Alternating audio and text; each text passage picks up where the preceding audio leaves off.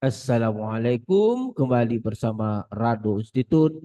Kita akan membedah suatu riset artikel yang terbit di dalam jurnal Energy Strategy Reviews tahun 2026. Kali ini kita akan membahas suatu riset artikel dengan judul Estimating the Best Fit Parameters of Weibull Distribution with Numerical Methods for Wind Energy Assessment, a case study in China. Dalam riset artikel ini, model peluang yang digunakan untuk energi angin ini memang terasa biasa menggunakan Weibull distribution. Tetapi dalam riset artikel ini, cara mengestimasi parameternya itu loh, ada 10 teknik dalam mengestimasi parameter. Nah, ini yang paling penting. Di mana 10 teknik itu diberikan dalam riset artikel ini yang nanti akan kita coba gunakan AI untuk menghasilkan parameternya. Oke, kita lihat yang pertama adalah dengan menggunakan graphical method, metode bergrafik dengan parameter-parameter distribusi Weibull, K-nya itu sama dengan A, C-nya itu eksponen min B per A. Ini merupakan persamaan regresi linear biasa saja dari kumulatif yang dihasilkan. Oke, lalu kita lihat method of moment. Nah, method moment dalam ini kita lihat ada parameter method of moment ini dapat dilihat di sini. Method of moment menggunakan nilai rata-rata dan nilai variasi, di mana rata-rata dan variasi ini dihubungkan sehingga akan dapat menghasilkan nilai parameter K dan C. Oke. Nah, tentu ini menggunakan teknik method of moment ini. Kalau gamma itu biasa saja method of moment. Yang ketiga, power density method. Nah, ini power density method, parameter K-nya ada, parameter C-nya ada. Yang keempat, empirical method of justus. Oke.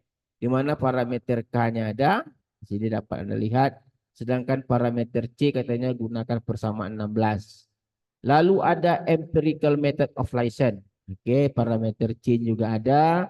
Parameter K gunakan persamaan 17 katanya. Lalu energi pattern vectors method, metode ke-6. Lalu metode ke-7 dia sebut dengan standard deviation methods. Ada parameter K dan parameter C. Ada maksimum likelihood. Nah, ini biasa, ini maksimum likelihood. Ada 329 modified maximum likelihood. Nah, ini modified parameter K dan parameter C. Dan ada parameter alternatif maximal likelihood methods.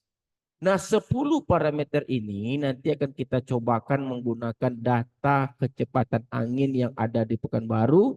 Lalu kita gunakan berbagai indikator untuk menentukan metode yang terbaik, apakah menggunakan AIC, BIC, dan seterusnya.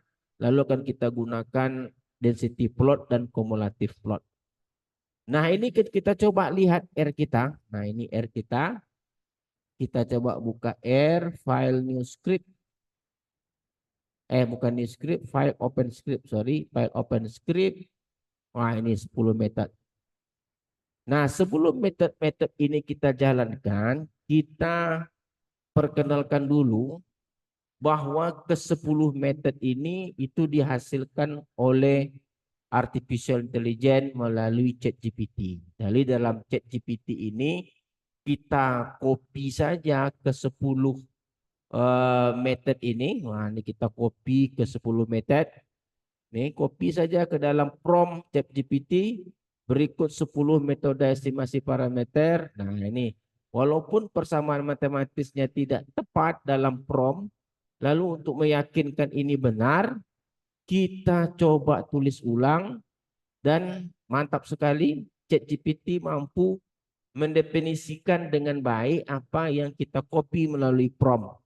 Meskipun dalam prompt bentuknya hancur, tetapi dalam ChatGPT dia sangat menarik. Dia bisa memahami apa yang kita inginkan. Nah, meskipun nanti ada seperti dalam persamaan dalam teknik 9, ChatGPT tidak menampilkan rumusnya, kita mesti lengkapkan metode ke-9 dengan pemberitahuan pada prompt baru. Jadi dari prompt baru kita ini dia, kita perkenalkan lagi agar metode 9 diperbaiki, copy paste lagi persamaan 9 atau model 9 dalam riset artikel ini yang 3.9. Nah ini persamaan 24 dan persamaan 25 kita copy kembali ke prompt. Nah nanti dia akan mencoba mendefinisikan lagi ini K-nya dan ini C-nya. Lalu kita minta hasilkan coding dalam R. Nah, ini coding dalam R. Datanya masih data sembarangan, nanti kita ganti dengan data yang dihasilkan oleh Angin Pekanbaru. Nah, kita lihat. Nah, ini graphical method. Coding yang dihasilkan R. Ada graphical method. Oke, ada method moment. Seperti yang kita bahas. Power density method, ada empirical method distance, ada empirical method license, ada energy pattern factor, standard deviation, maksimum likelihood, menggunakan optim, ini selalu kita gunakan. Nah ini nomor 9 tadi sudah diperbaiki sesuai dengan permintaan kita pada prompt. Nomor 10 juga sudah diperbaiki. Lalu kita akan minta dapatkan nilai AIC, BIC, Anderson-Darling, dan Kolmogorov-Smirnov berdasarkan parameter yang dihasilkan 10 metode. Lalu kita minta jalankan density plot, yaitu memasangkan histogram dan fungsi densitas. Lalu kumulatif plot, empirical kumulatif dan numerical kumulatif. Kita kopikan saja, kita kopikan coding ini lalu kita pindahkan ke R. Kebetulan telah kita pindahkan ke R. Nah ini adalah coding dari yang kita sorot ini. Ini semuanya murni dihasilkan oleh ChatGPT atau artificial intelligence. Nah jika artificial intelligence Anda setelah setangguh ini bisa dengan sempurna menerjemahkan bentuk yang tidak tepat, lalu kita perbaiki dengan menggunakan perbaikan melalui prompt lain, lalu kita hasilkan coding dan kita lakukan hal yang seperti biasa, copy ke script lalu jalankan. Nah untuk data kita rubah datanya menjadi data kecepatan angin di Pekanbaru. Kita coba runkan saja. Kita coba runkan. Nah datanya data wind speed. Oke, wind speed. Wind speed, data wind speed. Data wind speed. Oke, wind speed data CSP. Nah ini wind speed data CSP open. Oke, lalu data kita kalau mau kita lihat data kita ini dia X caps lock X. Nah ini data kita.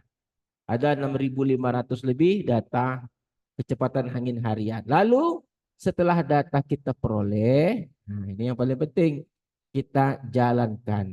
Oke, kita lihat dulu kemampuan coding R ini terutama dalam menentukan AIC, BIC dan seterusnya. Kita coba lihat ini.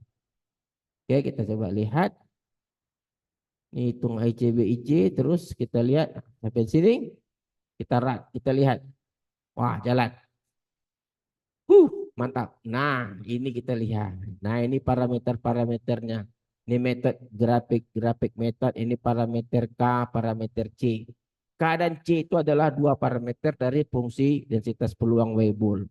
Menghasilkan KC untuk 10 metode atau 10 estimasi parameter yang ada, lalu AIC dan BIC.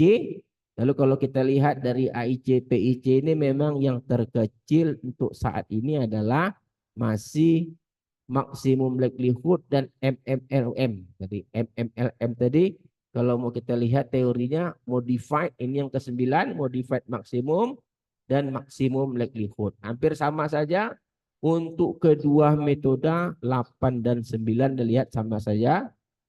Maksimum likelihood, modified maksimum likelihood method. AIC sama, BIC sama, Anderson-Darling agak sekecil sedikit MMLM.